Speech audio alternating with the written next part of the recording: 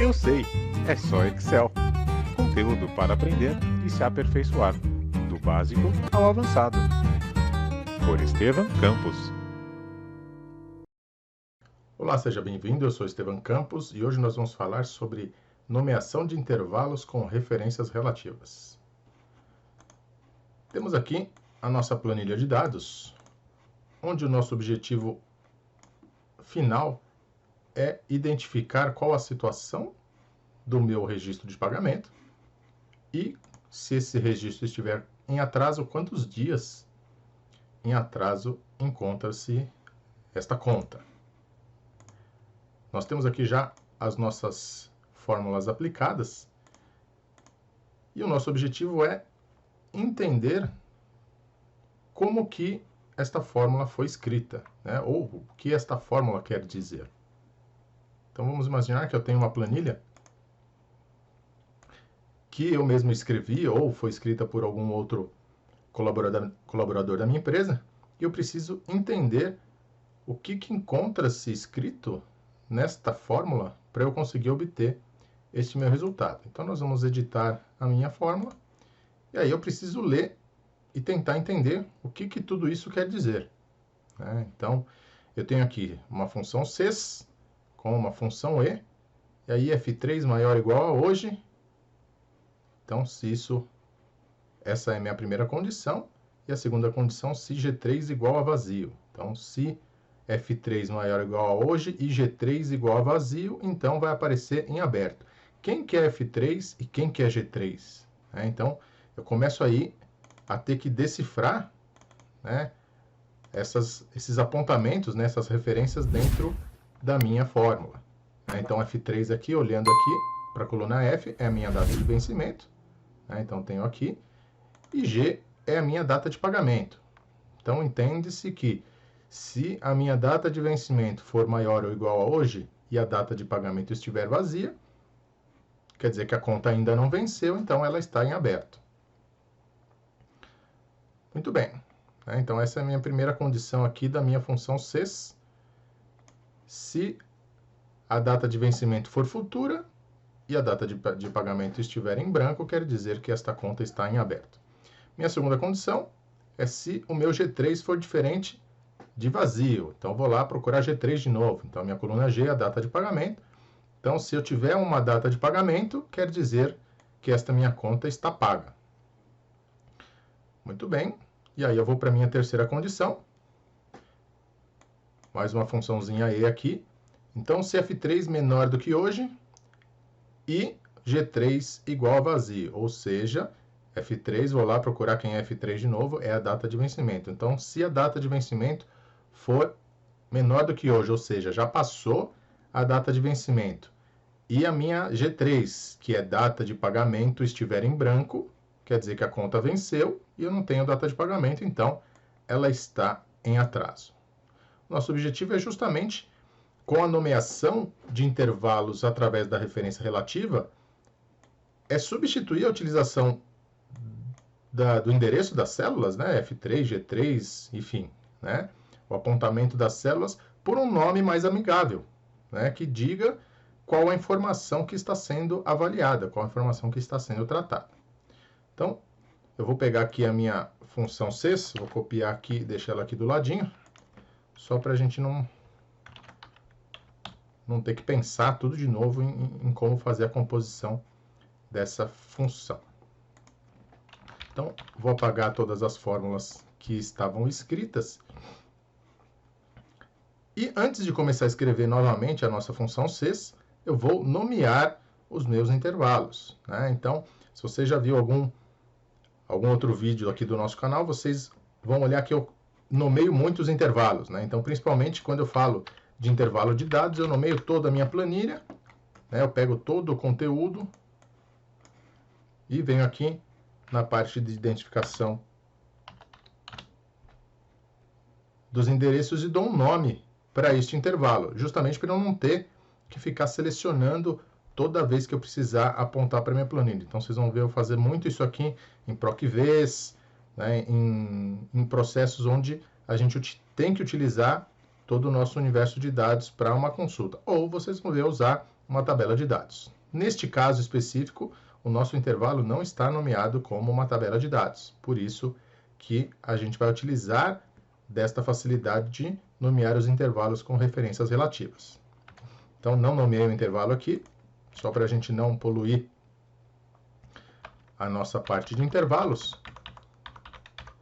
E vamos lá. Então, primeiro eu vou nomear a minha data de vencimento. Então, eu vou apontar aqui para a minha F3, que é o meu primeiro vencimento. Tá? Aqui, independente de onde eu posicionar o cursor, tá? Isso aqui é irrelevante. Tá? Eu posso posicionar até na F1, por exemplo, que eu vou conseguir atingir o objetivo desejado, que é nomear o nosso intervalo com referência relativa. Só que a gente só vai utilizar este intervalo nomeado aqui na área da nossa planilha. Então, posiciono meu cursor aqui na F3, vou lá no menuzinho Fórmulas, Gerenciador de Nomes, e aqui eu vou criar o meu novo nome. Né? Então, vou dar um nome para este intervalo. Então, cliquei aqui em Novo, a janelinha de novo nome se abriu, e aí eu vou chamar esse cara referente ao que ele quer dizer. Então, aqui é data de vencimento. Então, vou chamar aqui data vencimento. Lembrando que a nomeação de intervalos não pode ter espaços, né? Então, se você quiser simular aqui um espaço, você coloca aqui o símbolo de sublinhado para ele fazer a separação das palavras. Eu particularmente não gosto de utilizar, então eu deixo aí tudo junto. Maravilha. Se eu não fizer nada, o meu intervalo aqui, ele está fazendo um apontamento de uma referência absoluta. Então, aqui eu tenho o meu intervalo aqui todo congelado, tem um cifrão antes do F e tem um cifrão antes do 3, que é o número da linha. Para eu conseguir nomear um intervalo com referência relativa, eu preciso tirar um dos cifrões, ou tirar os dois, depende daquilo que eu quero nomear. No nosso caso, eu quero nomear a minha coluna F, né, todas as células da minha coluna F, como data de vencimento. Então, eu venho aqui no cifrão que está na frente do número 3 e vou apagar este cara. Então, tá lá. Então, vai ficar lá, planilha 1, exclamação, cifrão F3. Então, o F, ele está com referência absoluta, que vai ser sempre F, e o 3 vai mudar de 3 para 4, para 5, para 6 e assim sucessivamente. Então, qualquer célula da coluna F vai receber o nome de data de vencimento. Então, cliquei aqui no OK. Maravilha, data de vencimento é a nossa referência a F3. Então, ele começa em F3, né, porque nós demos o nome, né, fizemos a configuração em cima da célula F3, mas como está o cifrão somente no F, não tem o cifrão na frente do 3, isso aplica-se a toda a minha coluna. Então, eu vou fechar aqui, vou na linha 3 e vou só fazer um apontamento ali para data de vencimento. E aí vocês já veem que ele seleciona aqui a minha F3. Então, eu estou na linha 3, escrevi data de vencimento e ele apontou para F3. Se eu mudar de linha, vou vir aqui para a linha 13 e vou escrever data de vencimento também. Ele aponta para a data de vencimento referente à linha que eu estou fazendo a referência. Então, a referência relativa funciona como se eu estivesse fazendo a cópia de uma fórmula de cima para baixo, ou de baixo para cima, enfim, como se eu estivesse fazendo uma cópia onde as minhas referências estão com o formato relativo. Muito bem, então, eu já fiz aqui a nomeação do meu intervalo de data de vencimento. Né? Como eu falei, se eu fizer um apontamento lá na H1, ele vai colocar aqui a F1 como data de vencimento, porque eu fiz o apontamento especificamente para a minha coluna. Então, se eu fizer a utilização desse apontamento, né, fora da minha área de cálculo, ela não vai fazer sentido. Então, muito cuidado para vocês não fazerem esse apontamento em posicionamento incorreto. Muito bem, então, eu sei que o F3 é data de vencimento. Então, aqui, o F3 aqui, a gente já deu um nome para ele. Agora, eu vou lá para G3 e vou fazer a mesma coisa. Quem que é G3? G3 é data de pagamento. Então, eu vou posicionar o cursor ali na G3, ou G4, ou G5, isso indifere. Eu posso posicionar o cursor em qualquer célula da minha coluna G, porque é a coluna que faz toda a diferença. Mas, como a gente sempre começa ali no meu primeiro registro, eu vou ali na G3. Então, G3, gerenciador de nomes, novo nome. Esse cara aqui eu vou chamar de data pagamento. E vou fazer o mesmo processo. Vou lá na referência e vou tirar o cifrão que está na frente da linha. Então, a coluna G está congelada, mas a linha 3 vai sofrer a alteração de acordo com o posicionamento que eu vou fazer referência para este intervalo. Então, deu OK. Está lá, data de vencimento, data de pagamento. Então, aqui está vazio porque ele está apontando ali exatamente para G3. Então, beleza? Vou posicionar ali em algum outro lugar e vou escrever data pagamento. Maravilha, apontou aqui para nossa G10. Deixa eu vir mais para cá, para a gente poder ver melhor isso aqui. Então, data pagamento aqui apontou para a minha G10. E aí eu tenho o texto aqui, né, um intervalo nomeado data pagamento. Então, a nossa função CES ali, a gente só faz referência a F3 e G3. Então, já está beleza. Agora a gente vai compor a nossa função CES, só que em vez de aparecer o endereço da célula, vai aparecer o nome que nós demos para esse intervalo, para esta célula. E aí, na hora de eu fazer a leitura da minha função CES, né, na hora que eu revisitar a minha planilha 6 meses depois e eu precisar entender qual é o conceito que foi aplicado nesta fórmula, fica muito mais fácil porque as referências vão estar com os seus nomes. Então, vamos escrever novamente aqui. Então, CES, vou começar ali com o E. Então, E, F3. Quem é F3? É a nossa data vencimento. Então tá lá. Se data de vencimento for maior do que hoje,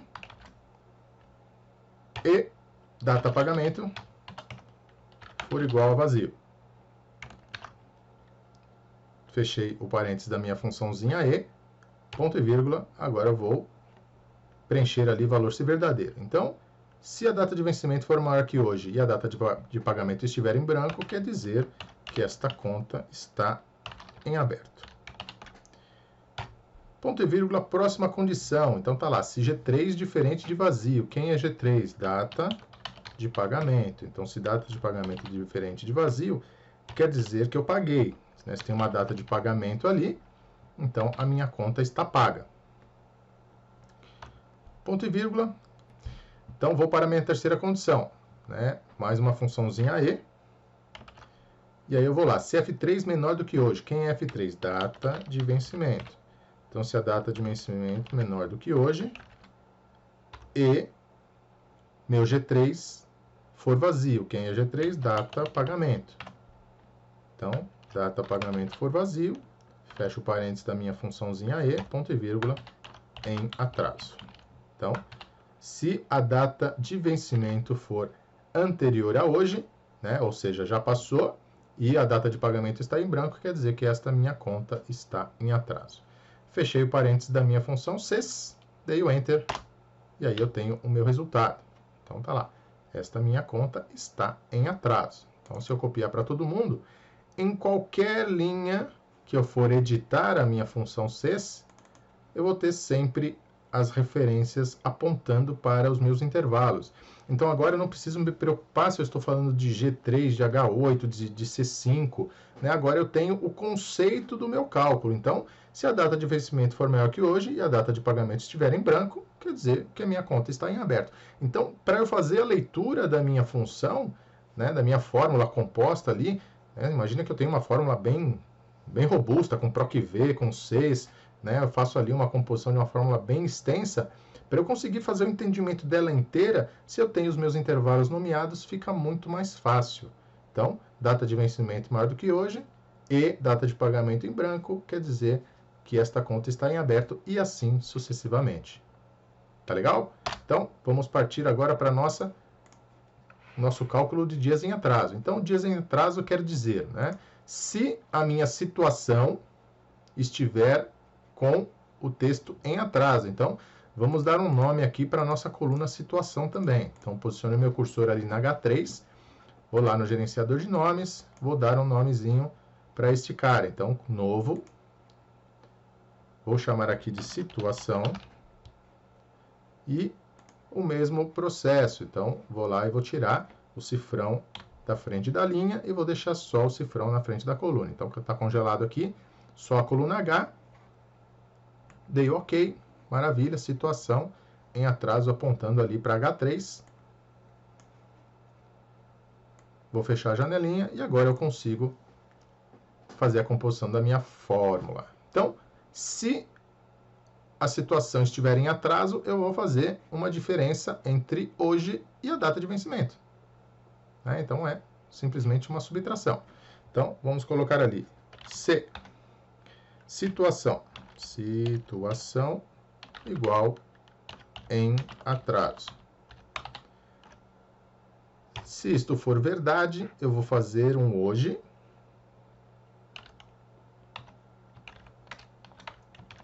menos data de vencimento. Olha lá que legal.